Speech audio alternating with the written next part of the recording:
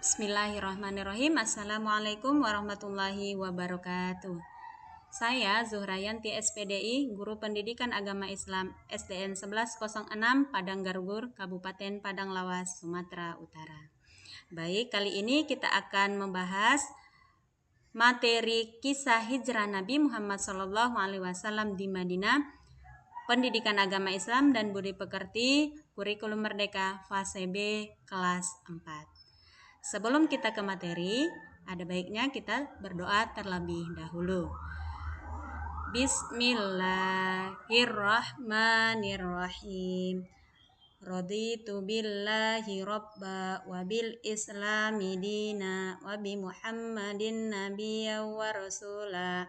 Rabbi zidni ilma warzuqni fahma. Amin. Baik, di sini kita akan membahas yang pertama adalah apa itu hijrah.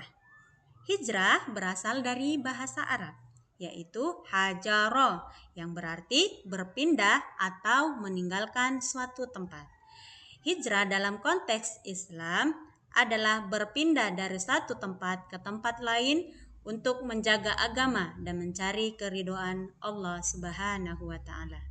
Contoh yang paling terkenal adalah perpindahan Nabi Muhammad SAW dan para sahabat dari Mekah ke Madinah untuk menghindari penindasan dan melindungi keimanan. Adapun sebab-sebab hijrahnya Nabi Muhammad SAW adalah sebagai berikut. Yang pertama, penindasan oleh kaum Quraisy. Umat Islam di Makkah mengalami penyiksaan, penghinaan, dan tekanan dari kaum Quraisy yang menentang ajaran Islam. Yang kedua, hambatan dalam beribadah. Kaum muslimin tidak bisa menjalankan ibadah dengan tenang dan juga bebas karena ancaman dan gangguan dari kaum Quraisy. Yang ketiga, perintah Allah Subhanahu wa taala. Nabi Muhammad SAW mendapatkan wahyu dari Allah Subhanahu wa taala untuk hijrah ke kota Madinah demi menyelamatkan umat Islam dan menyebarkan ajaran Islam di tempat yang lebih menerima ajaran Islam tersebut. Yang keempat, dukungan dari penduduk Madinah. Sebelumnya, penduduk Madinah yaitu kaum Aus dan juga kaum Khazraj sudah bersumpah setia kepada Nabi Muhammad SAW dalam Baiat Aqabah, siap menerima dan juga melindungi umat Islam. Adapun kisah perjalanan hijrah Nabi Muhammad SAW, yang pertama, Nabi meminta Ali bin Abi Thalib sebagai sahabatnya untuk menempati tempat tidur beliau, yaitu kaum Quraisy berencana mengepung rumah Nabi Muhammad SAW dan membunuhnya pada malam hari. Mereka berharap bisa menghentikan ajaran Islam. Untuk menghindari ancaman tersebut, Nabi Muhammad SAW meminta sahabatnya Ali bin Abi Thalib untuk tidur di tempat tidurnya. Meskipun sangat berbahaya, Ali bin Abi Thalib dengan penuh keberanian menerima tugas tersebut, menunjukkan kesetiaannya yang begitu besar kepada Nabi Muhammad SAW. Nah, dengan izin Allah Subhanahu wa taala, Nabi Muhammad SAW berhasil keluar dari rumah tanpa diketahui oleh para pengepung. Mereka tidak menyadari bahwa yang tidur di tempat Nabi adalah Ali bin Abi Thalib. Yang kedua, Nabi hijrah bersama Abu Bakar. Nabi Muhammad SAW memilih Abu Bakar untuk menemaninya dalam perjalanan hijrah karena Abu Bakar adalah sahabat yang paling setia dan bisa dipercaya. Betapa besar peran Abu Bakar dalam menemani Nabi Muhammad SAW selama hijrah dan juga pengorbanan yang dilakukan demi keselamatan Nabi dan juga agama Islam. Yang ketiga, bersembunyi di dalam gua Sur. Dalam perjalanan hijrah, Nabi Muhammad SAW dan Abu Bakar memutuskan untuk bersembunyi di gua Sur, sebuah gua yang terletak di atas bukit. Mereka tinggal di sana selama 3 hari untuk menghindari pengejaran oleh kaum Quraisy. Nah, ketika kaum Quraisy mendekati gua tersebut, Allah Subhanahu wa taala melindungi Nabi dengan menutupi pintu gua tersebut menggunakan sarang laba-laba dan juga sarang burung.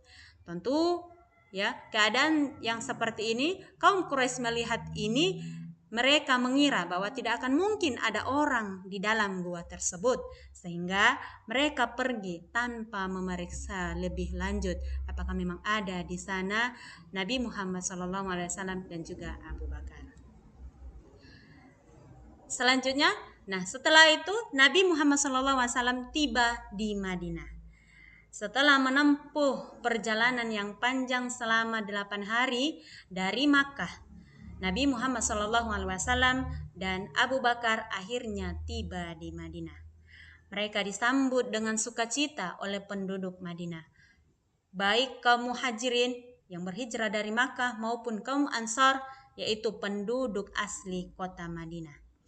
Ketika Nabi tiba, penduduk Madinah menyanyikan lagu gembira ataupun bersalawat kepada Nabi dengan Tola'al Badaru Alaina, yang biasa kita dengar ya ketika kita memperingati Maulid Nabi, ada salawat Tola'al Badaru Alaina, yaitu tujuannya di sini inilah yang pertama sekali peristiwa ketika Nabi hijrah ke Madinah itu dinyanyikan oleh kaum Ansor untuk menyambut kedatangan Nabi Muhammad SAW berjuga sahabatnya Abu Bakar. Itu merupakan menyambut kedatangan beliau, mereka tunjukkan rasa cinta dan juga penghormatan kepada Nabi Muhammad SAW, di mana lagu ini menjadi simbol sukacita atas kedatangan Nabi Muhammad SAW. Yasrib menjadi Madinah. Sebelum kedatangan Nabi Muhammad SAW, kota Madinah dikenal dengan nama Yasrib. Kota ini dihuni oleh 2 suku utama, yaitu suku Aus dan juga suku Khazraj, serta beberapa kelompok Yahudi.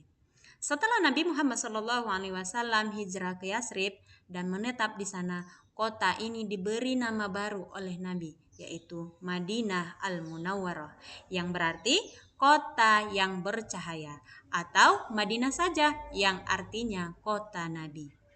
Kota ini menjadi tempat di mana masyarakat Islam yang bersatu dibentuk dengan persaudaraan antara kaum muhajirin pendatang dari kota Mekah dan kaum Ansar penduduk asli kota Madinah.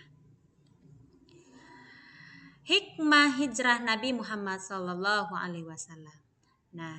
Hikmah mengajarkan umat Islam untuk selalu bersabar dalam menghadapi cobaan dan tetap teguh dalam mempertahankan iman. Meskipun mengalami penindasan di Makkah, Nabi Muhammad SAW dan para sahabat tetap setia kepada Allah Subhanahu wa taala dan ajaran Islam. Hijrah menunjukkan pentingnya persaudaraan antar sesama muslim. Kaum muhajirin yang hijrah dari kota Mekah dan juga kaum Ansar, penduduk asli kota Madinah, saling berbagi dan mendukung satu sama lain, menunjukkan solidaritas yang kuat dalam Islam. Hijrah bukan hanya perpindahan fisik saja, tetapi hijrah juga simbol perubahan menuju kehidupan yang lebih baik. Perpindahan ini mengantarkan umat Islam pada fase baru dalam memperjuangkan kebenaran dan menjalani kehidupan yang lebih damai dan teratur. Baik, sampai di sinilah untuk materi kita hari ini. Kita tutup dengan doa kafaratul majelis. Subhanakallahumma wa bihamdika asyhadu an la ilaha illa anta astaghfiruka wa atubu ilaik. Amin. Terima kasih. Wassalamualaikum warahmatullahi wabarakatuh.